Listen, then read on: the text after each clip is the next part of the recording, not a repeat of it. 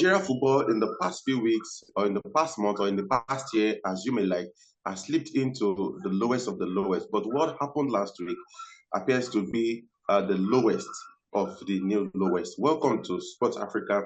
My name is Ashalolu Afemi. Please don't forget to subscribe to our channel, and please don't forget to use the comment section. It is your word. We are here because of you. So please, whatever you think about the show, whatever you think we can do, please put it in the comment section. James Agberibi is there. James, good morning. Welcome to the show. It is not a smiling face right here in the sporting spectrum, particularly football in Nigeria today. Yeah, Femi, good morning. Had a good weekend. I hope you two had a wonderful one. Well, we keep we keep going in cycles when it comes to Nigerian football. Another one just hit us again, the coaching aspect of it, and the NFF keep giving us new episodes. So this one is another episode, another season for us to chew on. Okay. All right. Okay. So. Okay. All right. Okay. So just for emphasis for our supporters, our fans in diaspora, this is mainly Pan-Africa. This is where we discuss sports generally on the continent of Africa. But last week, we dedicated so much time to Nigeria because of what has been happening there since the end of the 2023 Africa Cup of Nations. The NFF, the Nigeria Football Federation, has been unable to appoint a substantive coach, the reasonable substantive coach in Code 4 of the Super Eagles, because after the departure of Jose Pesero, Vinicius took over, and after 2 games in charge, he dumped the job. Now, last week, for those who have not been following the story, last week, Tuesday, when people were still sleeping, the NFF announced that it has agreed with a German coach, Bruno Labbadia, to be the new coach of the Super Eagles. And it appears like something that was doomed to fail right from the start, because who announces a coach in the dawn of the day, when it is not in the military circle where where individual groups announce maybe storm or assault the other camp early in the morning as a tactic. James, let's look at the latest development. Of course, when all of us thought finally the wait was over, then it emerged in the German media that Labbadia had pulled out of the deal because he said he had not agreed terms fully with the NFF. But the NFF rushed to the media to quickly announce that that everything had been done with the former Bayern Munich player. James, I know you'll be, of course, I trust you'll be following the development. Stakeholders have slammed the NFF for such incompetence, for such professional incompetence. And what more can you even say about this? What an embarrassment, international embarrassment for that matter. I could imagine that Benin Republic, Genotro, and of course, Tosmi Spittler, the coach of Rwanda, will be laughing at Nigeria at this moment. I remember in our last episode where I told you that even countries who are not even close to Nigeria when it comes to football, when they sacked their coach and hired a new one, there was no drama. They just went about their business. I think that was Zimbabwe. They had this Portuguese coach, former Chelsea assistant coach, who they now replaced. Immediately they got him off the job. They got another coach and they announced it and they've moved on. But in our case here, is one drama after another. I mean, the first point where people started having issues, they started suspecting that something might be amiss in this appointment was the manner in which they announced the appointment. I mean, in the dead of the night. I mean, so which means that. So from there, you need to smell that something is not right somewhere because, I mean, you want to appoint a coach and you did it in the dead of the night. So, which means you are up to something. And now the shocker that came out that the appointment is not going on again. So, which means they've not even sorted out a lot of things before they even came out to appoint. I mean, you said it's a disgrace and embarrassment. That's even an understatement. It's I don't know, the words cannot even express what Nigerians are feeling right now. It just goes to show the incompetence, the unseriousness, I don't know what to use. I mean, it's a shame that at this point we cannot even take care of issues concerning Little appointing new things. coaches. I mean, Little things. look at since when Finidi George resigned from the position, and we are still grappling with Over the 2 months appointment ago, of yeah. new coach. Recently, they just announced Austin Guavon as like more of a caretaker coach. Now, I read this morning that Gumodede and what was this coach now? Fidelis Lechuku, they will assist Finidi Austin Guavon. I don't know, no official announcement from the NFF yet, or but that's what it is now. We just have to have people in place because Sorry, James. the Sorry, James. Sorry.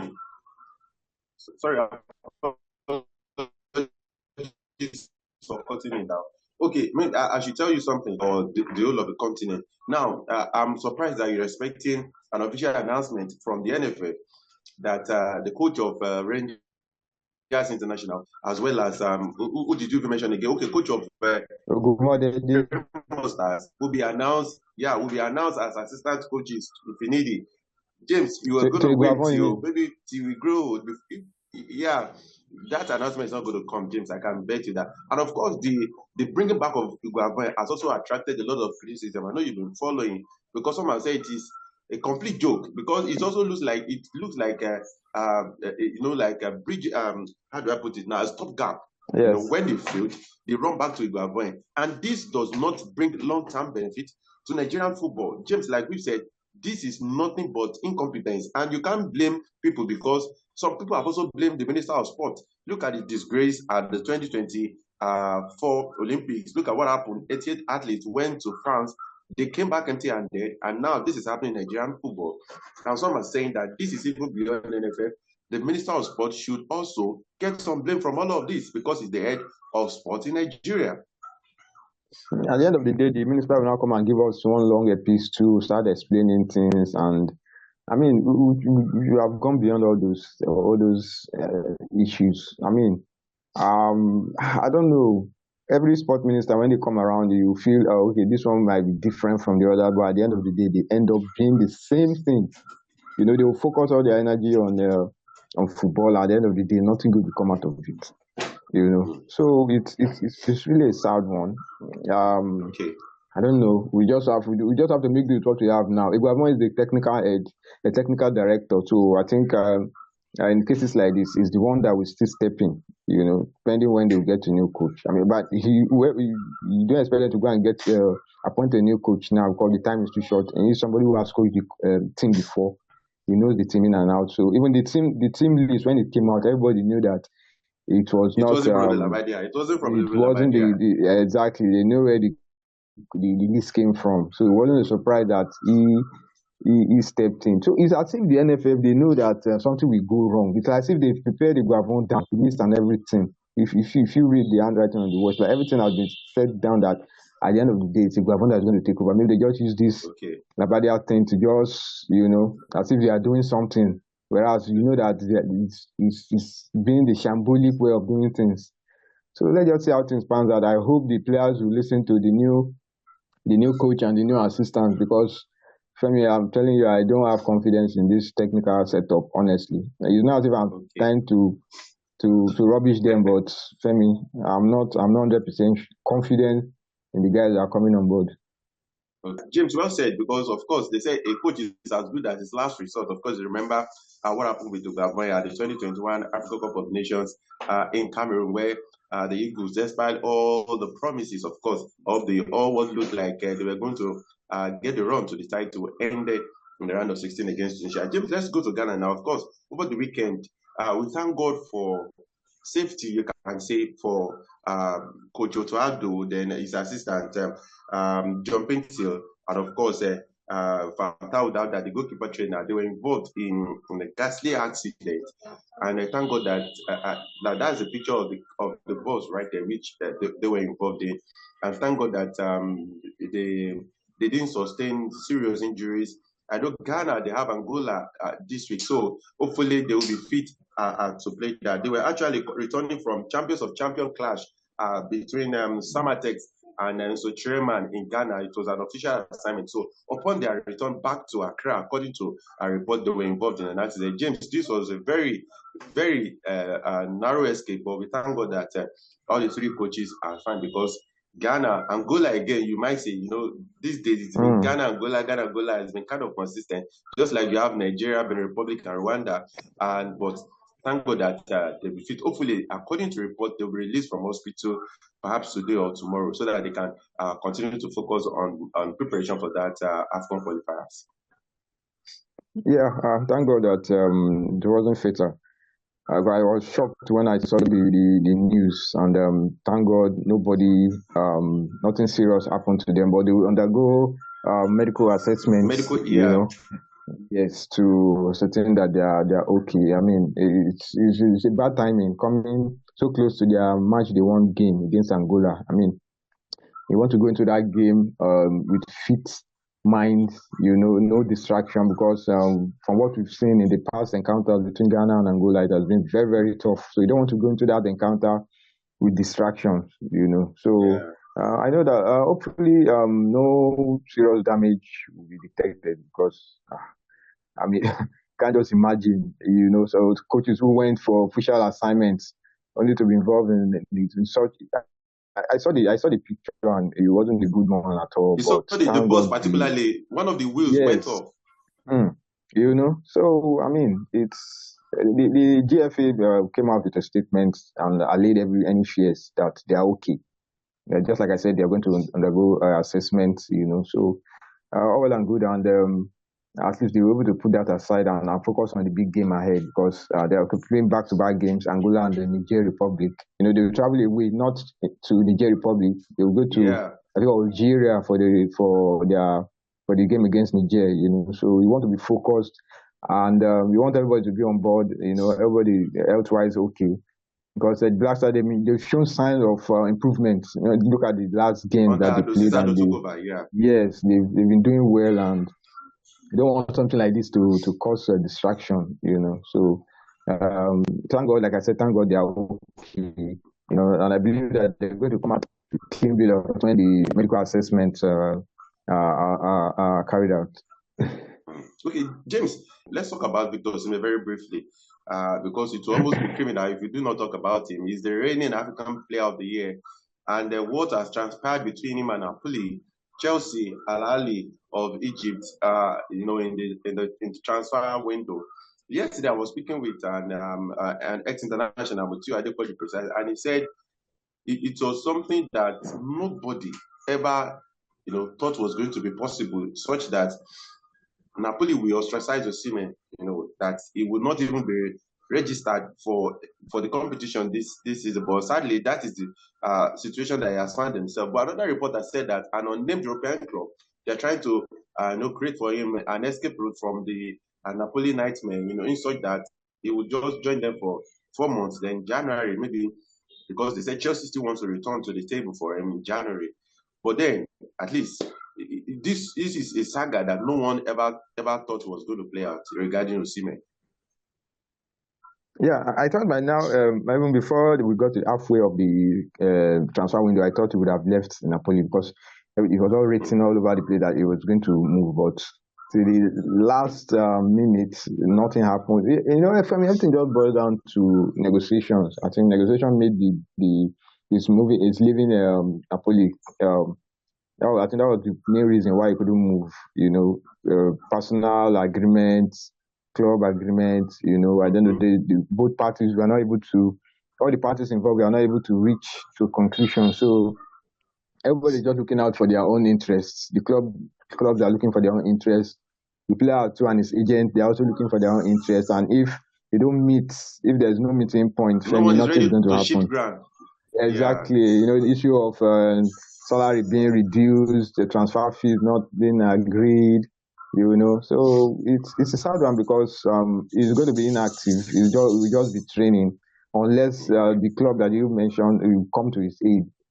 Because he needs to be playing. It's not enough to just be training. You need to be involved in the thick of the action, which if he doesn't sort himself quickly, just like with the club, if they don't come in quickly for him, he'll just be training. And when he gets to actual game moments, I don't see him performing. Okay, James, let's look at it. 1 minute as we leave Osimhen matter now. Let's look at it. The club said Osimhen made it clear that he doesn't want to play for Napoli again. That was what the club said. So we can't actually, take that to the bank and say he actually said that. But we were told that he put in a transfer request, meaning that he wanted to leave. But one of the directors, Mana, he said Osimhen made it clear that he didn't want to play for the club anymore. Would you blame the player or the club for how things are actually panned out? Because they said the relationship between Osimhen and Aurelio De Laurentiis, the Napoli president, completely broke down. So there was no way they were even going to be able to mend anything. Would you blame the player for its approach towards leaving Napoli, or the club for how they handle the thing? Let's just do it in 1 minute, James, before we talk about Zambia. Yeah, for me, it's a tough call to make. We will not really know what really transpired. All what we'll be getting are just rumors, speculations. This will happen. You will never get the actual reason why the relationship broke down. I mean, these are the same people who are celebrating the league title just 2 seasons ago. All of a sudden, they cannot even bear to stand each other again. So, I mean, it's difficult to say this is the person who caused it. This is the person to blame. It has happened. It has happened. The next thing is he's not in the team's plan. Conte has made it clear that he doesn't want him, and Lukaku came on board, and that's what he wants. So Osimhen just have to just look. It's the way forward now for him, because he cannot stay idle without playing. From now to January, that's a long time for him. That's a long time for a footballer who is very active, not playing. Fine, you'll be training, but you cannot, like I said, you cannot compare to training and the real football, So they've moved on from him. So it's now left for him and his agent to think of what to do next, So, okay. Like I said, it's difficult to say this is the person who caused it. I mean, it's a very tough one. Okay, James, we'll be making a reverse as we wrap up the show now. So back to the situation in Nigeria. See, this at this point, I think we don't have to pull any punches regarding how football is run in Nigeria. Nigeria used to be the giant of Africa. I don't know whether they still are. I don't know in football or even in generally. But if you look at Zambia in the preparation, they have an AFCON qualifier against the Ivory Coast, I think on September 6th. Now, they've set up a camp in Cameroon. They've been very deliberate about what they wanted to do. And with Abraham Grant and all that, the Football Association in Zambia, they seem to have a direction. And James, you can testify about how we've seen the growth in women's football in Zambia. Olympics, they represented the continent with Nigeria. We saw what they did at the last AFCON in Morocco, where they finished third. So, James, will we now be saying that Nigeria should borrow a leaf from what Zambia and all the little, in quotes now, smaller associations are doing? Because in pedigree history, you can't really compare Zambia to Nigeria. But has it got to that point where we're saying that Nigeria should learn from all these small federations? We don't really need to start saying, okay, we want to go and learn from this country or that country. I mean, they know what to do. If you understand, how things are being done here in Nigeria. They know the right thing to do. But when you put square pegs in round holes, people with people who don't have any business running football, these are the kind of things you get. Even the former international Mikel Labbadia said it, that the kind of people who run our football are people who know nothing about football. So when you have people like that, Femi, all they do, they just wait for you to qualify for major tournaments, and for them it's money galore. Money galore for them. It's just for them to go there and go shopping, and that's what they are there for. They are not ready for any development. I mean, when Nigeria used to have our age grade team producing players, but I mean, when can you call out the Flying Eagles or Golden Eagles? How many players have graduated from there to the Super Eagles? But nothing is. They don't even have a coach yet. The Flying Eagles don't have a coach. So that goes to show to you the kind of people who run our football. So wherever success the team is achieving, like the Super Eagles that got to the AFCON final, it's just the determination of the players, But Femi, the people who run it, they don't care. Their own is just now. What we are focused on now is what the result now. they are not ready to go through that road to achieving those results. They only just what what they're going to get now. So they don't need to go and copy any country. They just have to sit down and start all over again, because the whole thing is just a mess now when it comes to Nigerian football. Not even Nigerian football alone, sport in general. I mean, it was evident at the last Olympics. We came back with the Olympic spirit. That's also something. It's also a medal. Yes, come on. What a very interesting parting shot to football administrators in Nigeria, or sport administrators in Nigeria. So, James Ibrahim, thank you so much for your thoughts and analysis on the show today. Thank you. Yeah, thank you very much, Femi. See you next time. Yeah, the Olympic spirit is still well alive right here in Nigeria. All right. Please don't forget to subscribe to our channel wherever you are across the world. This is Sport Africa. Please don't forget, please follow us on YouTube. Please don't forget, and you can click on that notification button so that you get the video as soon as they are dropped. Before we go, sorry, I think we need to read just a few of the 2025 AFCON qualifiers, the fixtures, some of the major fixtures. Algeria will be taking on Equatorial Guinea, Tunisia will be hosting Madagascar, DR Congo will be playing Guinea Republic, South Africa will be South Africa versus Uganda, Togo versus Liberia, Morocco versus Gabon, Egypt versus Cape Verde, then Ivory Coast versus Zambia. We talked about that. Then Cameroon will be hosting Namibia. Then we have Nigeria versus Benin Republic. That game will be taking place right here in Nigeria. And the first day before the Super Eagles will travel to Rwanda for their back-to-back fixture. Thank you so much. Please don't forget to subscribe to our channel. Please, whatever you think we can do to make the show better right here, please put it in the comment section. We'll see you all next time. Bye for now. I remain Ashal Oluwafemi.